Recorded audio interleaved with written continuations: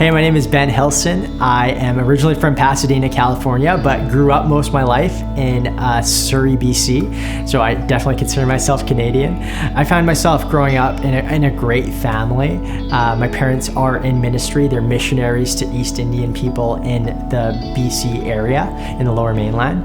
And so a lot of my childhood was me going to church, me going to Sunday school, doing all those things. I actually remember, I think I was 4 years old at what we call a vacation Bible school that my mom ran, giving my life to Jesus. But what was interesting growing up in Indo-Canadian and Indo-American family was I always found this tension of my parents trying to raise us up in, adhering to some Indian cultural stuff and some North American cultural stuff, and the tension between that.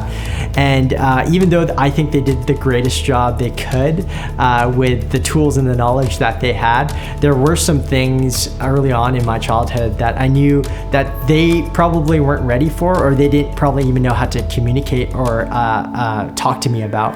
And one of those things early on was pornography. And they sent me to a private Christian school. And it was in grade 5 at this private Christian school that me and some of my friends one recess stumbled across some Playboy magazines under a dumpster. And that was really the door into this world of pornography for me. And at first it just started really innocent. I didn't even really know what I was looking at times. I was in grade 5. That's the first time, you go through sex education or whatever the class is. And so a lot of it was just I was doing it to belong to a group of friends, to find identity from these group of friends, and just not feel like an outsider. But slowly over time, as I matured, as I grew up into a teenager, I found myself struggling with pornography all throughout high school into my university years. And even though I went to church, even though if you would ask me back then, I would call myself a Christian, I knew that there was an aspect when it came to my relationship with Jesus that was missing. I would say almost it was like my parents' faith. It wasn't my faith. And I think that added to my battle with pornography because I didn't know what to do. At times, I didn't understand if God would even accept me when I, indulged in that sin. And so I really struggled with that. I really struggled with the love of God, God's grace, if he can even love someone like me that's so messed up. And it was really like this internal battle that I had all throughout high school. And into university, I found just more freedom in some sense, which was a good and a bad thing. But what it did was it actually led me deeper down the rabbit hole, if you will, in some sense, because I was left to myself to relegate, to create boundaries, and I was not in a healthy place.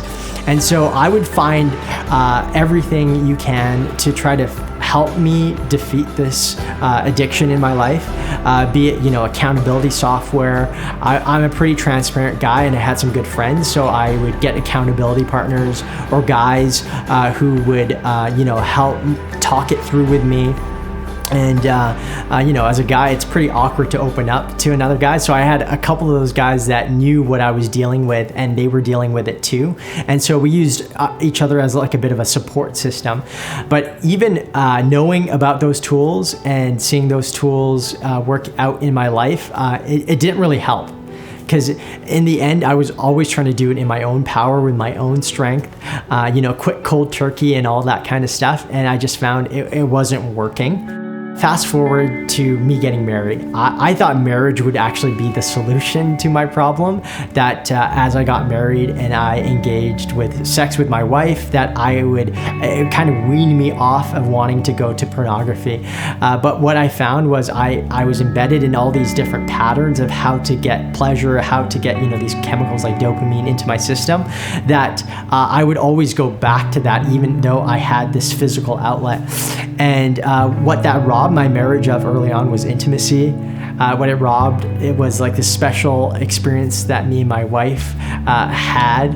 And I found myself running to pornography a lot of the times, even when I didn't want to.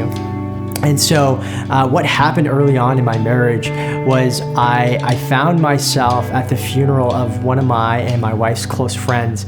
And this is where I would say I was far away from God. I wasn't following Jesus. I wasn't going to church. I totally, in some sense, walked away from my faith. But in the funeral, as I was just debating God and just vocalizing some of the doubts that I had about why he would take my friend who died at such a young age, I felt the Holy Spirit really convict me in a way where I knew I had to give my life back to Jesus. And so I did resurrender my life, and that led me in some sense into ministry, something that I didn't want to do ever. I actually told my friends in high school that I'd never be a pastor because I saw my dad be a pastor, and that wasn't something that I wanted to do.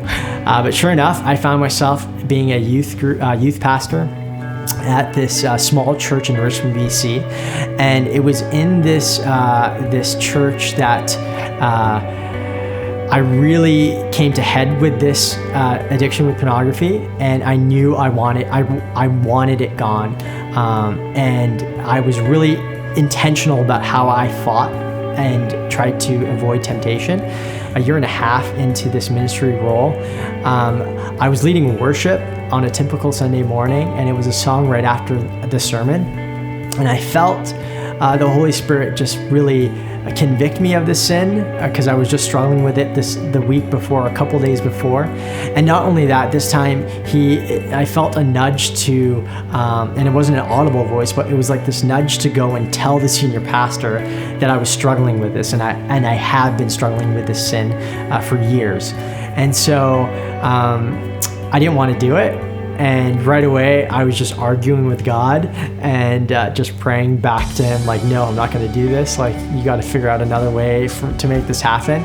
But sure enough, and I can only explain it in retrospect, I think it was just God nudging me that I needed to do this, that I put down the guitar at the start of the song, walked off stage, went and sat next to the senior pastor.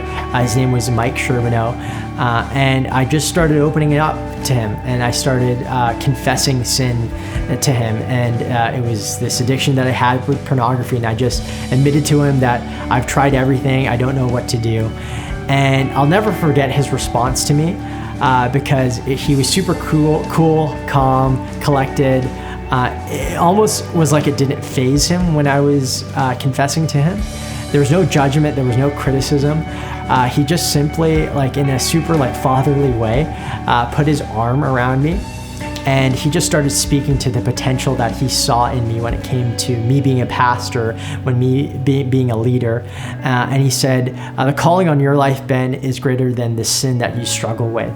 And those words resonated so deeply, and I felt for the first time just the idea, the concept of the grace of God, that you get what you don't deserve, moved from my head to my heart in such this real way that I was just weeping, I was just crying, because it just hit me in this new way, and I felt for the first time I understood the story of Jesus. I understood the gospel. I understood that Jesus came and died for all my sins, and it was the sins past, present, and future in some sense. And I don't deserve what he did for me, but that's this gift of grace that I'm allowed to walk into a relationship with him when I surrender my life to him. And that's really what it was. That moment, it was a moment of surrender. Even though I was already walking with Jesus, it was a moment where I gave this part of my life that I think I was trying to control and figure out myself to him, and humbly be like, hey, I don't know what to do with this. And it was in that moment where I both experienced God's grace, and I wish this was everybody's story, but for some reason, God just decided to heal me at such a deep level where I didn't struggle with it, or I haven't struggled with it, with pornography ever since that day, which was probably back in 2013. And so, that's a bit of my story of experiencing God's grace for the first time in my life.